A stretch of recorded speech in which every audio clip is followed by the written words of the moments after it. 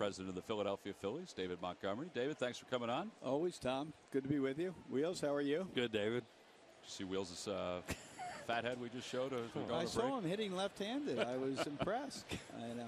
We've changed him a little bit over the years, from a right-handed hitter to a left-handed. Since I've seen his stroke in softball, he's a good stroke. I will say that. You know. Not left-handed. I had never seen it left-handed, so I'm not going to go there. 1 ball and 1 strike to count to Jay Bruce. Well, we brought it up because obviously tonight is the Liberty Mutual bobble figurine of Hunter Pence, plus the Carlos Ruiz fathead that the fans received when they arrived at the ballpark, plus the card from Hunter Pence, and it certainly is becoming a collector's item, that bobble figurine. Well, it's an awkward situation, and yet we committed to our fans that we would be giving out Hunter's bobblehead tonight, and as it turned out, we're very appreciative that the sponsor agreed with us that it was the right thing to do. We certainly didn't want to disappoint any fans, and the reality is that I think Hunter also was very appreciative that we were giving everybody a very good reminder of his year with us. He gave us a great year on the field, and he was really a good guy off the field, as you would attest to, Wheels. So and we wish him the best out there. Well, Scott Rowland's the hitter. He takes a strike. It's no balls and 1 strike. Scott last night was 1 for 4 with an RBI. Cliff Lee is pumping strikes here tonight, and it's 0-2. Well, we look around the ballpark, and I know the sellout streak ended a few weeks ago, but it's still great to see more than 40,000 each and every night here at the ballpark. Yeah, we're still so blessed with our fan support, Tom. There's no question. And, we just hope that we can finish here on a bit of a high note and let everybody know that the good times are not all behind us, and there's opportunities that lie ahead, hopefully. Well, it's been kind of obvious with some of the players getting healthy lately that things are a little bit different, and would have been a little bit different if they were here from the beginning of the season. Yeah, I mean, we've said obviously you're always going to have some injuries. Unfortunately, when it hits you right in that 3 and 4 hole, it makes it a little different. And then when we lost Roy, as we did there, we were surviving, I think, through the end of May, and then the combination of losing Roy and the other person, that's when Freddie got hurt, and I think that hurt us as well. Fly ball to right. Dominic Brown makes the second grab of the night, and there are 2 outs. I think what you were saying, though, too, is it's important for folks to understand that this isn't just a 5-year thing the Phillies have gone through. This is going to be a continual thing of winning here in Philadelphia. Well, we're proud of the fact we haven't had a losing season since 2002. We're still hopeful we won't this year. I mean, so I believe there's an awful lot to play for, and stranger things have happened. All of a sudden, a couple clubs that are ahead of you in the wild card stumble a little bit, but that's why you have 40 opportunities, and hopefully you take advantage of as many of those as you possibly can. Todd Frazier's the hitter. The count is no balls and 1 strike to Frazier. Cincinnati Reds don't want to hear about the Phillies struggling because they really play this team tough. Yeah, it's amazing. They're a quality club, and for about 5 or 6 years, I guess we've had pretty good fortune against them. Dusty said that last night after the game. We saw him after the game. He said, I don't want to hear about all your problems. We don't see them. Well, it's a strange schedule this year that we would not have played them at all until last night, the whole season. The reality is that we have the series with Colorado left and 1 with Houston. Other than that, it's all within the division, except we're playing 7 games with Cincinnati here with 41 to go.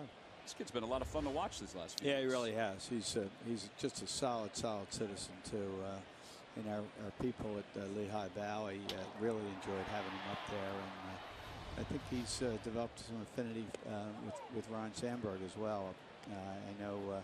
I can imagine if you're playing on a club managed by Ron Sandberg and your middle infielder, you better be like a sponge soaking that up, right? You would think so, and you'd also want to learn how to hit. You want to talk to Ryan Sandberg, especially high fastballs, because he could hit them with anybody. He could indeed. He's great to have in the organization, huh? Kevin's, for the little bit we've seen up here, has been able to use all fields. He's hit the ball the other way a little bit, and set up some innings for us. So. Well, David, you just got back from the owners' meetings out in Denver, and I know we were talking the other day about instant replay and how that's going to expand a little bit in the next week or so. Just on a test run, Do you think that'll expand even more once 2013 rolls around? I don't know, Tom. There's so many challenges because even though you tend to think that if you have an angle, and remember the camera angles are so different in so many parks that I thought it was every once in a while you see a play that there's no question on replay that you can determine it, but one of the things they're talking about is fair foul, and the challenge is once it gets past the bag, then you can go to a tracker such as they have in tennis and whatnot to see whether the ball truly lands fair or foul. I was rooting that one for Mayberry to land a little bit more, about 3 feet over an inning ago. But the reality between home and the bag at first or third, I still think that's going to be a judgment call. It almost has to be, because you just won't be able to identify going over the bag, so to speak, as opposed to I believe what they're going to do in New York, one at Citi Field and one at Yankee Stadium, is test 2 different technologies of shooting from the bag to the foul pole on first and third to determine whether or not either of those work out well for the rest of this year, and then that may be the next thing we implement. So you mean they're leaning more to calling line drives as opposed to trying to decide whether the ball catches a piece of the bag on a ground ball? Right.